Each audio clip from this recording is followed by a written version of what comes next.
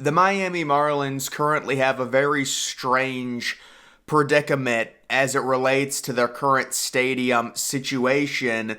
The amount of fans that they have, their attendance over the last few years. We're going to go through all of it.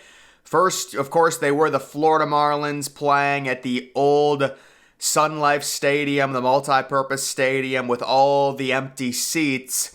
You can see this article all the way back in 2005 from the Associated Press.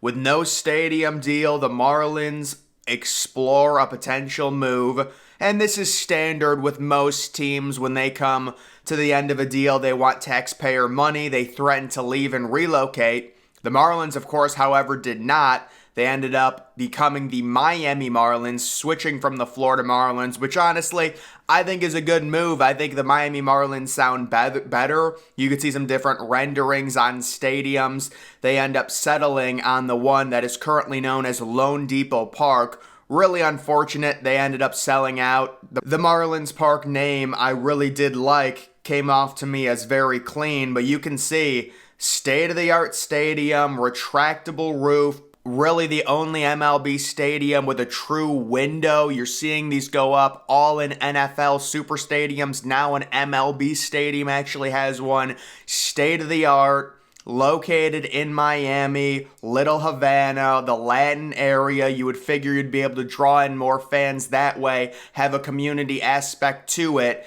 but it has simply not worked out. And if you told MLB, and you said, listen, 10 years from now, after the stadium opens in 2022 and 2023, the Marlins would not have a single season with an attendance inside the top 15, I think they would have demanded that this team be moved. This is crazy. I don't think I've ever seen a situation quite like what's going on with the Miami Marlins, to where they get the new stadium, and we have to be fair to their owner. He did invest money into the team. They have been cheap, but going into that 2012 season, they got some players, Jose Reyes, I believe Hanley Ramirez as well. But these numbers, they kick off the new season, the new ballpark, get a boost, 18th in MLB in attendance. They immediately fall the second year of their new ballpark to second last.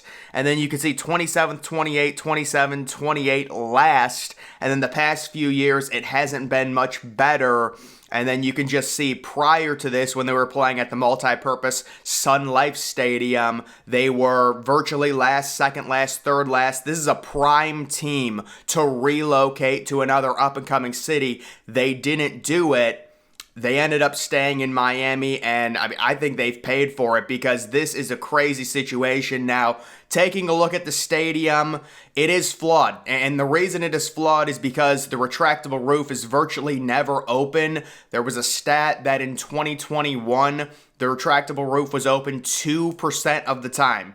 2% of the time. I believe that was 1 or 2 home games out of 81. There are several factors that go into this.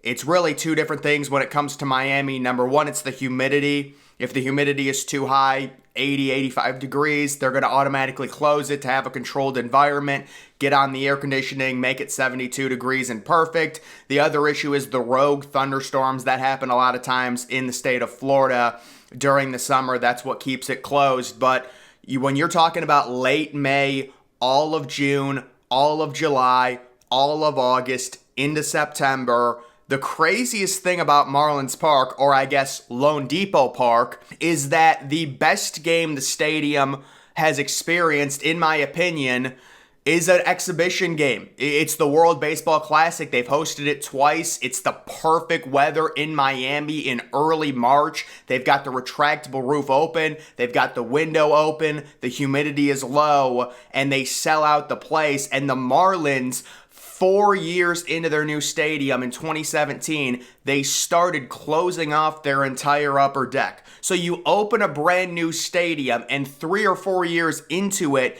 you're closing off the entire upper deck. And by the way, the stadium was, when it was made, the smallest in MLB. Now, Progressive Field has since removed a bunch of seats. They're down to 34,000, although with standing room, they can stretch it to 37 or 38K. Marlins Park, without removing any seats, was built extremely tiny, just around 37 37,000 in terms of capacity. Even with that, they were forced to close the upper deck because there were just not enough people coming to the games, and the Marlins didn't deem it necessary to have those upper deck sections opened, have more employees up there when there were such few fans, and it is just a complete disaster. Now, when it comes to the Marlins, a lot of people don't realize this team, you could make a very easy argument, since moving to LoanDepot Park, they've been the most unsuccessful team in MLB. So since moving there, this is what they've done. They've made the playoffs once, right? And the problem is it was during the pandemic year, so it's basically meaningless. They went 31-29 that year and got swept out of the playoffs. Since moving to Marlins Park, they have not won a single playoff game. And they've only appeared in the playoffs during kind of that shortened 60-game season, but the other main problem with the Marlins is they really just don't have a plan. So you take a team like the Baltimore Orioles. Yes, they were terrible. They tanked. They had back-to-back number one overall picks. I think they ended up with 3 number one overall picks in a 5-year span. But at least you're getting Adley Rutschman. At least you're getting Jackson Holliday. The Marlins were bad, but they weren't bad enough to get that supreme number one, number two overall talent.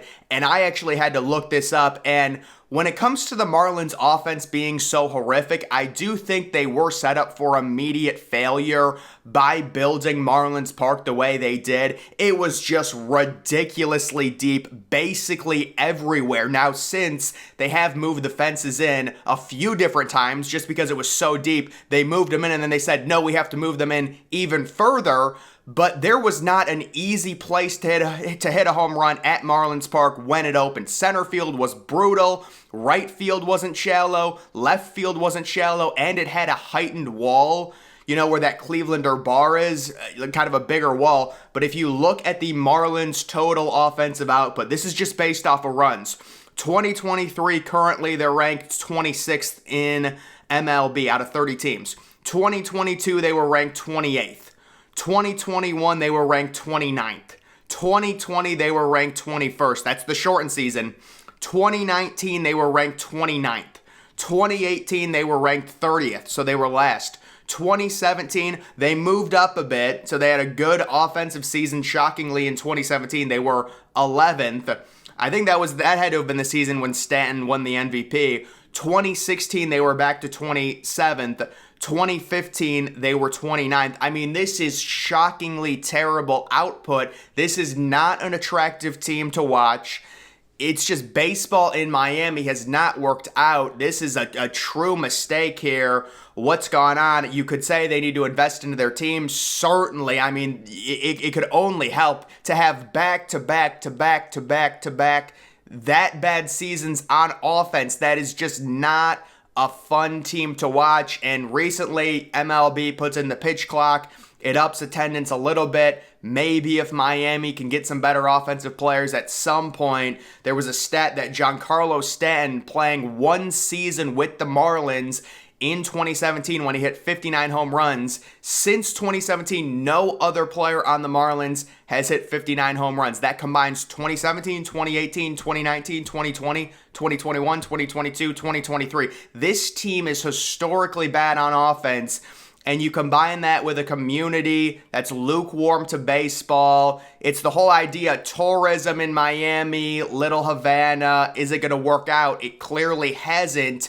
It'll be interesting to see what happens with the Orlando situation. Right now, Orlando is trying to get an MLB team, possibly a relocation of the Rays, but the only reason we're not talking about the Marlins possibly relocating is because of their stadium. It's so unique. You do not see a new stadium get built that's state-of-the-art, that is absolutely beautiful, and then 4 years later, its upper deck is forced to close because 10,000 people are going to the games. It is so unique, and it's just an interesting situation to follow, and a lot of it has to do with how bad the Marlins are. A lot of people don't realize, because it's not like they've been extremely bad. It's like people focus on, oh, the Nationals back when they had back-to-back number one overall picks with Strasburg and Harper. Oh, the Orioles and their recent tank job with 3, straight 100-loss seasons.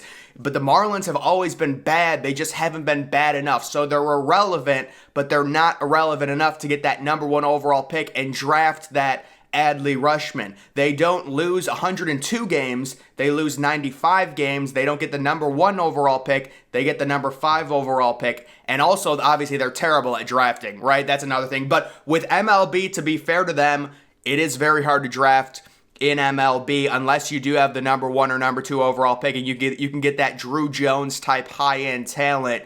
You know, it would be good to see the Marlins come back, and I just think, unfortunately, with their stadium, I mean, the thing is, we got to stop thinking about Marlins Park as retractable. It's a dome. Unfortunately, it is a dome, and it does have a window. It lets in natural light that way, but, you know, if it's going to be open 2% of the time, I know they tried opening it more this year. There were a few games in April it was open. They were going to make an effort, but it's just, you can't open it any of the summer months. It's got to be closed due to the climate in Miami. And that is the story of the Marlins. Possibly could have relocated. Seemed like the perfect relocation candidate. Last in the league in attendance basically every year at a horrible multi-purpose stadium. But they do get the entire rebrand. They go to the Miami Marlins. They make the investment in 2012. The new spaceship type looking stadium. And it ends up not working out at all. And now they are in a weird predicament with the stadium being just 11 years old at this point in its 11th season, and the team struggling again on offense. They've been a little bit better this year in terms of overall due to their pitching and just hanging in games, but it just seems like more of the same for the Marlins. So I just wanted to talk about LoanDepot Park and the situation they are currently in here in year number 11 of that stadium's existence. Guys, that's going to do it for this video. Make sure you're following me on X. Link to that's always in the description.